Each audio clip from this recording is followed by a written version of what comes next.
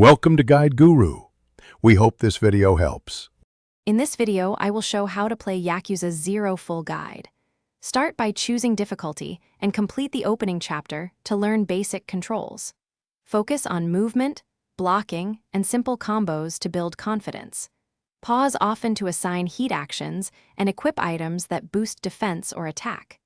Visit the skill tree to unlock one or two techniques that match your playstyle and practice them in safe fights. Start practicing basic combos and experiment with light and heavy attacks to discover effective chains.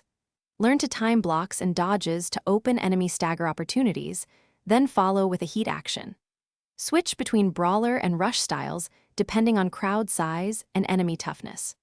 Train in the Coliseum or side fights to refine timing, and prioritize unlocking core techniques that improve your chosen fighting style. Focus on substories early because they reward experience, cash, and items that ease progression.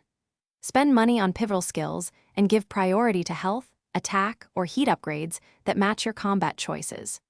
Use arcade minigames, vending machines, and business investments for recurring income and gear purchases.